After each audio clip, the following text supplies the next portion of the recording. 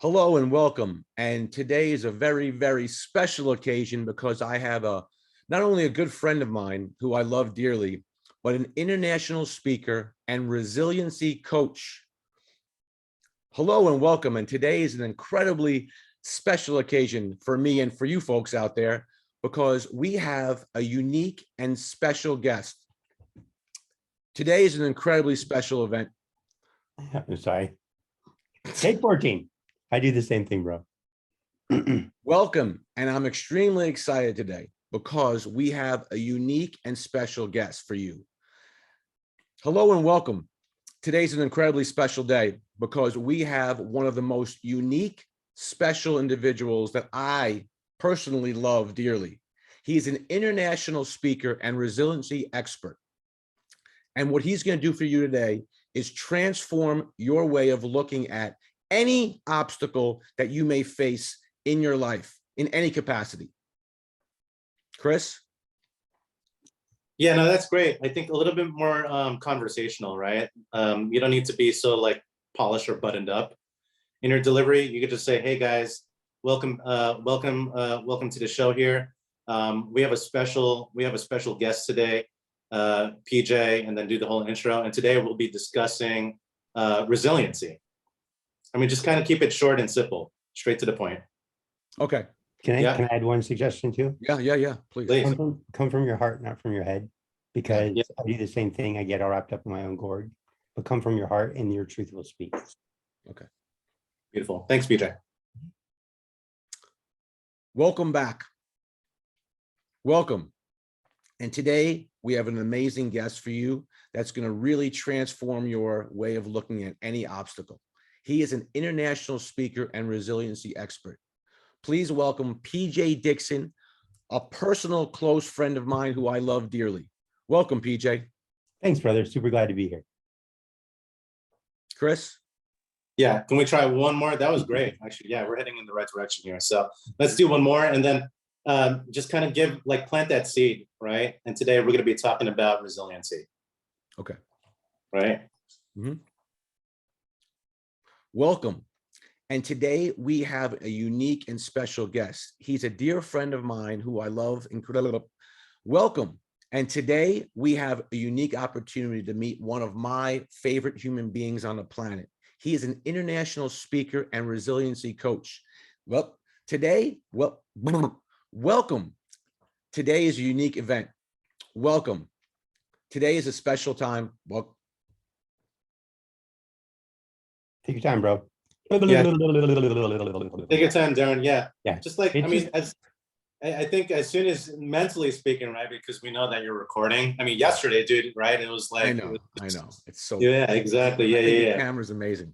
Yeah, exactly. All right. So yeah, so just I think that you know, and even welcome, it sounds a little bit too like formal. Yeah. You know, like I would just say like, "Hey guys, thanks for tuning in again. Today I got a special guest." Got it. Okay. Yeah. Hold on 1 sec. I'm turning off the recording thing. Okay. Whenever you're ready. Hey guys, welcome back. And do we have a treat for you today? Hey guys, welcome back. And today's going to be, hey guys, welcome back. Today's going to be an extraordinary opportunity for you to meet one of my dearest, closest friends who I love more than anything in the world. Welcome back, guys. Today's going to be one of those special days where you get to meet someone that means the world to me. He is an international speaker and resiliency expert. And what he's going to do for you today is completely transform your understanding of what it means to be resilient. Please welcome PJ Dixon. What's up, buddy? Hey, brother. How are you? Super glad to be here with you. Thanks for the opportunity. Chris? Bingo. Okay, we're good with that. All right. Okay. Welcome, PJ Dixon. Hey, buddy. Hey, brother. How are you? I'm wonderful. Good. I'm super glad to be here with your audience. I think it's going to be really fun to have a conversation about resilience because it's such an important factor in all of our lives. If there's anything that we need in this world, it's resilience to get to where we really want to be. Absolutely. I think resilience is a key element to any level of success or fulfillment. So tell us a little bit about what you really do and how you've helped thousands of people really create resilience in their life. Well, I think the way you want to look at that more is like, instead of looking at the resilience, why don't we look at where they really want to be? Because so many people in their life are just sort of living a status quo, right? Like that status quo isn't really, I'm not really where I want to be. I'm sort of living out of obligation. I'm doing what I'm supposed to do. I'm following societal norms, but I'm not really genuinely excited and happy and thrilled about life. Why? Because something has stopped you. Something has held you back. Something has kept you from actually speaking your real truth. Something has held you back or kept you from really moving towards your actual vision. And so resilience is the piece that's critical that gets you to where you want to be. So as long as you can see a vision and you move towards it, because resilience is born from commitment. So as long as you move towards that target with that commitment, resilience will build and build and build on its own.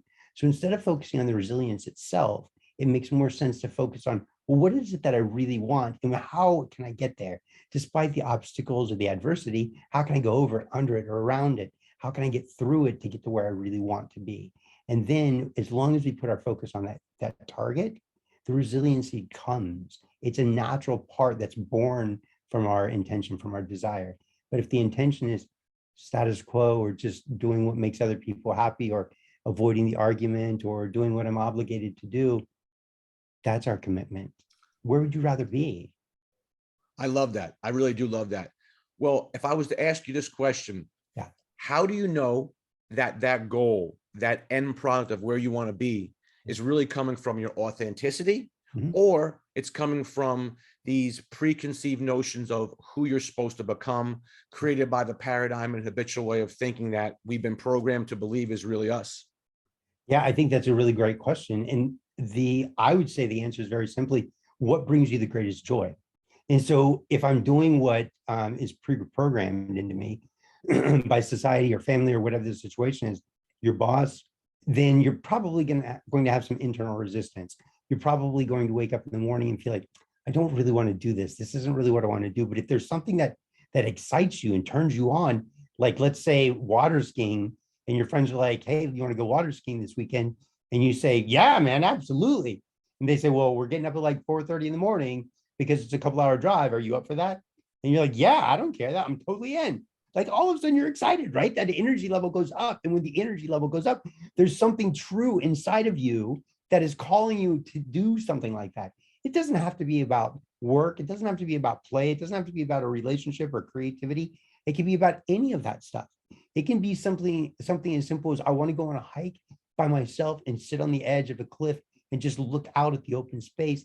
And that like exhilarates you and makes you feel alive and like you can breathe again and like peaceful and easy. If there's something that brings genuine great joy to you and peace and ease to your heart and your mind and your body and your soul, that's a good start. Start there and then allow things to build and escalate from there towards the next level of enjoyment, the next level of excitement, the next level of peace and ease and gratitude and self-interest, spiritual introspection.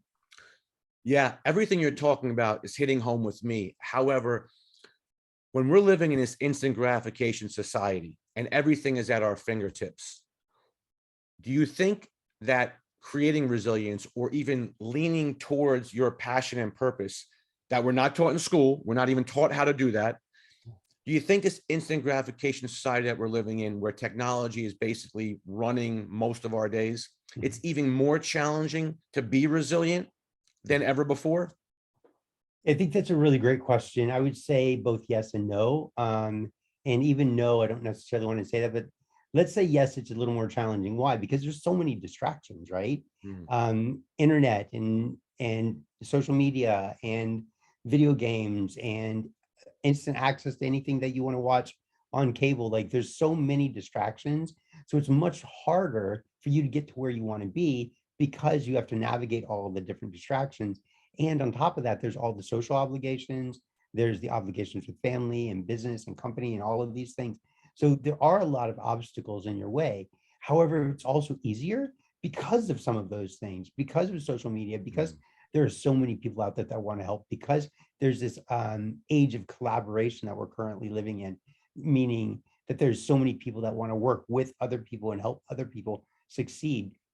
And people have the skills to help each other out. So nowadays, it can actually be significantly easier because you have so much access and so many tools and so many resources available to you. And being resourceful is a critical component to being resilient. And so if you feel like you have to do it all on your own, you're going to have to really muster up a lot of resource, a lot of resilience to be able to push through the difficult times and slog through the mud and the struggle and the difficulty all by yourself. But if you're courageous enough to say, hey, I don't know everything that I need to know. I don't know exactly how to do all of this.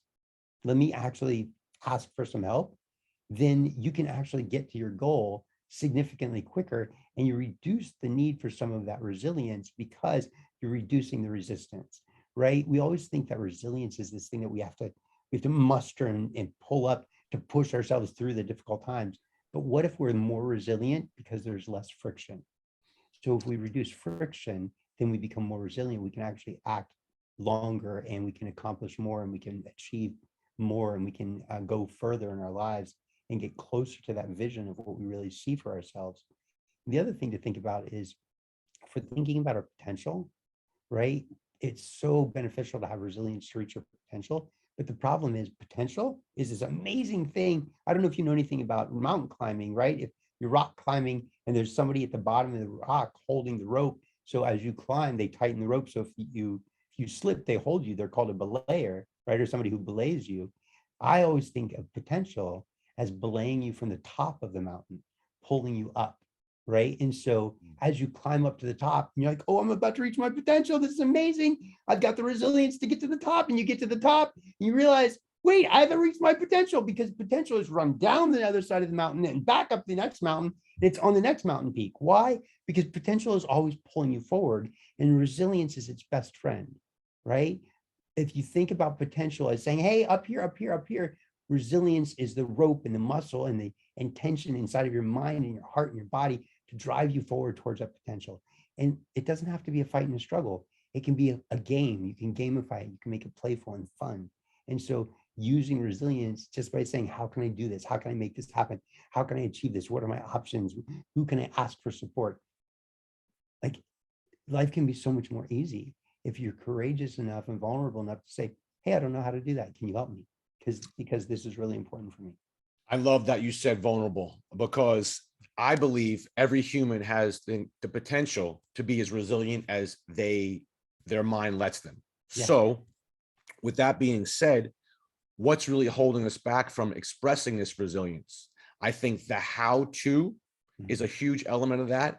People get caught up in the minutia on how to, and they let that logic and that logical mind stop them. The other aspect of that is experience. I feel if you look at a small child and you watch their childlike curiosity, they don't have all the prior experiences. So their potential is seemingly unlimited, which it really is. So they're going down every single possible road to reach their goal or to reach their destination. Whereas as we grow, we take these prior experiences that we deem as failures, which are really opportunities for growth, and then we kind of lay them out in front of us as what our future life is going to look like. Whereas if we were vulnerable and opening that vulnerability, opening our heart to not allowing the how, not allowing past experiences to dictate our future, well, then we can really access that unlimited resilience we have inside of ourselves. So besides past experiences and the how-to, what other key elements do you think holds people back from expressing their resilience? Well, first of all, I think it's important for people to realize that resilience is a choice, okay? And you're only as resilient as you think. The problem is that, like you said, so many people are held back by the how. The other thing that people are held back by is fear, right? And fear actually maybe even precedes how. Like, I'm afraid I don't know how, or I don't know how, so I'm afraid. Probably that's the case. I'm afraid, I don't know how, so I'm afraid. So if we can curtail the fear like a child, because you were talking about the little creatures, right? Children, they don't have this like worry about whether or not they're going to achieve something, because they also have imagination, which is really beautiful. So as they shift into imagination, in their mind, in their world, they're already there, and we're waiting for certain conditions to be met for us to experience happiness. And I don't think that that's the case for humanity. As a human being, we have the rare opportunity to be able to feel what we want to feel, despite whether or not the conditions are met. So even though I may not have $1 million in my bank account, I can still feel rich. I can still feel like a millionaire. I can still turn that sensation on of having so much money that I probably couldn't ever spend it in a lifetime. And that level of freedom rises up inside of me. And so if we focus, right, resilience is a choice, and you're only as resilient as you think. If you are thinking about what it is that you want and you're moving in that direction, there's no space for fear.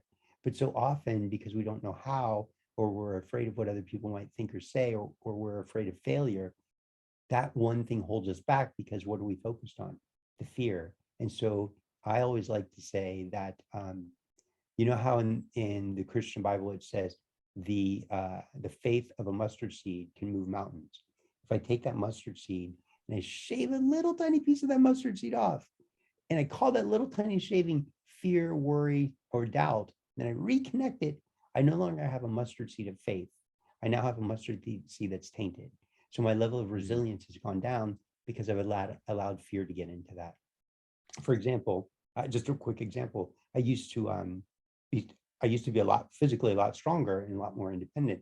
And a couple of years ago, I lost a lot of strength. Well, as I was weakening earlier on, before that, getting sick, I was struggling to get in and out of my bathtub, my shower, and so I would try to push myself up and out of the shower. You know how little kids go up and down stairs on their bottom, right?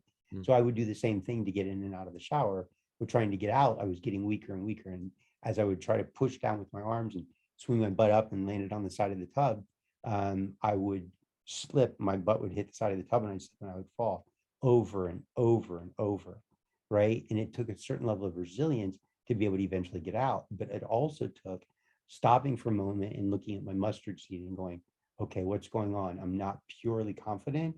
I'm not 100% believing in myself. There's a little bit of fear. And the fear is that I'm going to hit my butt again. I'm going to fall again. And so I would have to let that fear go so that I could be as resilient as possible. And it's because I was focused on that little bit of fear, not focused on the target goal. If you focus completely on the target goal, I mean, what can stop you? Of course, we could philosophically argue about that, but the principle remains the same, that Yeah. you're only as resilient as you think. And if I was thinking about my fear, I'm significantly less resilient. Yes. And once again, that touches home. It really hits my heart. So what I'm hearing you say is that first and foremost, painting a picture of where you want to be, the goal, the person you want to become is paramount in this process. Yeah. And the only way you can do that is really accessing your authenticity. So figuring out where you really are in flow, where you really are at peace with who you genuinely are. So things that really light you up, things that really inspire you to live life. That's the first step. And then as you start to create that person, you have to think of from that being, from that end goal. And as you do that, you start to create this resilience because you're a lot more apt to do the things that you may not want to do, or to do them in repetitive times or repetitively in order to achieve that goal, because it's part of who you really are. And as you do that more often, you build up this resilience, this choice to go after is only what you want and not allow any outside circumstance to change that. And when you do that, you're really living your passion and purpose rather than letting the outside world or your past programming dictate the direction you're going to move your life. So you really are living in flow. That's kind of what I'm hearing you say. Would you add anything else to that, or how would you kind of wrap that up for our audience? Yeah, I think that's really great. I think one thing that excuse me, I think the one thing that I might add is start small, because resilience, much like willpower, is finite for many people. And if you are trying to fight against the whole mass of your emotional and psychological and social belief system or structure that says you have to be a particular way, and yet you want to be slightly different than that, start small. Maybe learn to say no to things that you really want to say no to, and maybe learn to say yes to the things that you truly, really do want to say yes to. Maybe start small and build your resilience up. But remember, if you're fighting against something, one of the best ways to become more resilient is to let go of what's causing the resistance and shift your focus on what it is that you really want. And resilience will really get you there. Why? Because you're only as resilient as you think. Remember, resilience is a choice. And I think that's the bow to send this off, is that resilience really is a choice, and we have that power. And let's be crystal clear: when we have choice, we have power. And before any choice that we can make, we have to really own that power in order to create the life that we want. So PJ, thank you so much for joining us today. You know, I think that you are, I know that you are the epitome of resilience, and not because of any physical handicap, because I don't even see a physical handicap when we speak. I just see your pure heart. And the fact that, you know, your resilience was built up over time through what you perceived as these physical ailments, but you've proven in every capacity that has nothing to do with anything when you're really focused on that end goal. So thank you so much for joining us today. I think that you really will be inspiring and really guiding so many people in the future. Thanks, brother. I appreciate it. I love you, and I love all the people that are watching. So PJ, when these people are looking for you, and how can they find you? Sure. It might just be easier to go to my website, pjswisdom.com, pjswisdom.com. And my social media links are at the bottom of that page and on the media page. Well, thanks again, PJ. You have a wonderful day, and thanks all for joining us. Bravo. 17 minutes and 55 seconds. That's okay. That's fine. Real quick, Yeah. while we're still recording this, do you guys have a story of how you guys met? Is there something that you can, is that like in 60 seconds? Is that something that you guys? Well, I mean, it's one word: Grinder. He looked me up on Grinder, and I met him in a dark alleyway, and it was a little And if challenging. you know me, I have a severe curvature in my spine, so my butt sticks out, and Darren just fell in love straight away. I'm an ass guy. What can I tell you? I'm an ass guy. Right? I mean, what can we say? Why do you think I was so afraid when I went to sleep last night, thinking that he was sitting on my bookshelf, like squatting and watching me? We forgot about that part. Can we just? I seriously, Yeah. PJ, Darren, I really want that part actually in this, because it's light, and I think it's important to add some of that lightheartedness. Absolutely. Yeah. So Darren has been a friend of mine for every bit of 5 or 6 years. And sadly, neither of us can remember the amazingly kind, loving, super smart woman that introduced us. They were in some kind of program together, I think, some leadership program or something. And she was like, oh, I think you two need to meet. And he and I were instant friends.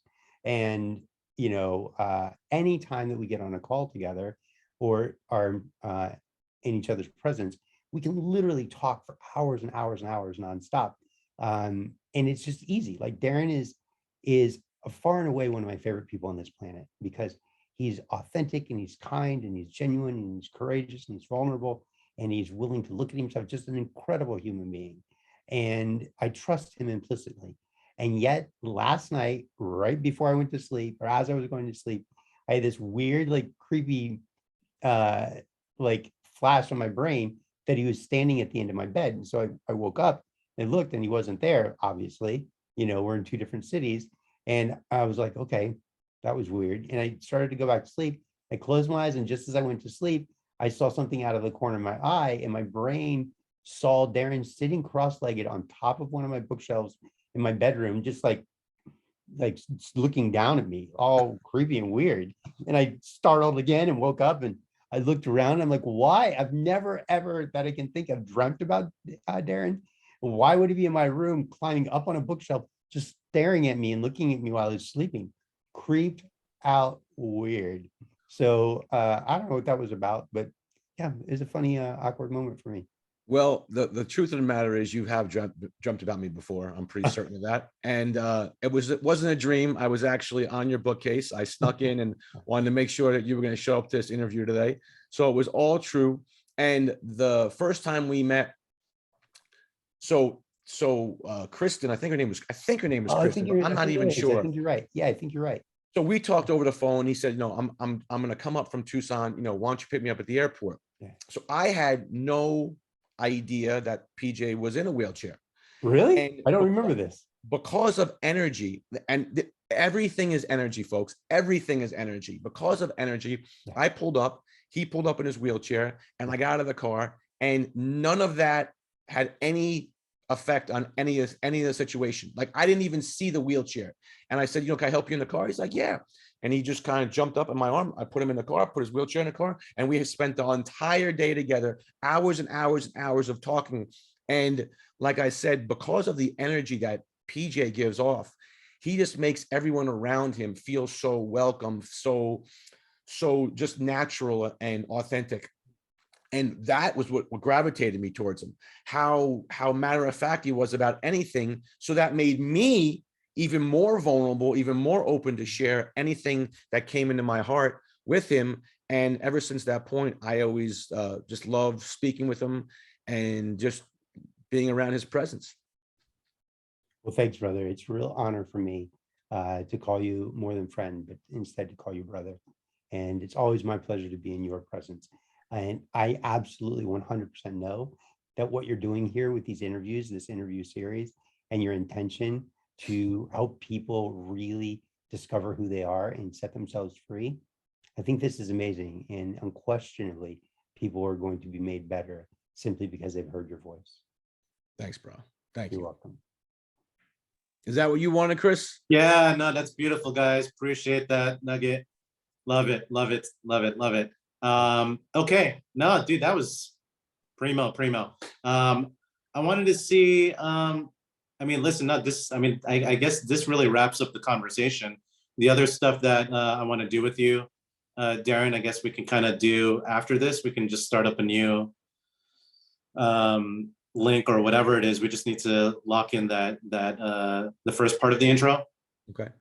Obviously, PJ is not, he doesn't need to stick around for that. But overall, what a phenomenal conversation between you two. It's a privilege, obviously, to be, doing these sort of projects. PJ, thank you so much for, being a part of this, honestly. And, like I said in the beginning, I'm looking forward to putting this stuff together, trying to get this out to you guys as soon as possible so we can look at it and hopefully we can share this with the world. Yeah, for sure. Yeah, I definitely think that you guys have something really good here. So keep it up. And Darren, man, forget about the camera and just reconnect with the person, because everybody just wants to sit on a really good conversation. And the moment cameras turn on, everybody turns into interview mode, including myself. So if you can just go with conversation and literally forget about the camera like you did in the second piece, you're just going to be infinitely better. I still stand at what I said, is that you're still one of the easiest people to talk to. And that's why I think that your interview series is going to crush it. I think you're on the right path for sure. Yeah, After we got sorry, Camille. I started talking, the conversation after you did like the first few intros, the conversation just flowed, and I had to keep looking at my phone because I was listening to you guys and I didn't want to, mess up the time, but it was great. Oh, good. Get going. It's great. Peach, I will book another appointment, either tomorrow or beginning of next week, and we can jump on a call and connect again. Because I wanted to share some things with you as well, and just continue to talk again. Great, man. That sounds amazing. I really freaking wish we'd recorded yesterday, because I thought yesterday was great, and I'm still kicking myself over it. That's okay. It would have been perfect intro for my new for the new website. So you know what we'll do? I'll just jump on a call with you next week, and we'll do it again. Shit. Yeah, but it'll feel like an interview. It won't feel like a conversation. But I'll record everything we say anyway. So maybe something good will come out of it. No, it will. It will absolutely. No, we'll do it. Fuck that bullshit. We'll do it. All right, beautiful people. You don't All right, bro. need me, right? Yep. We're good. Thanks, Peach. All right. Peace out. Nice to meet you. Thank you again, PJ. It was You're nice welcome, brother. meeting you, PJ. Nice. Thanks. Super nice to meet you too. Chris, good to see you again, brother. Darren, love you, man. Have a great Love you too, bro. rest of Have a your, great day, everyone. day and weekend and all that. Okay. Peace too, out. brother. Bye. Bye.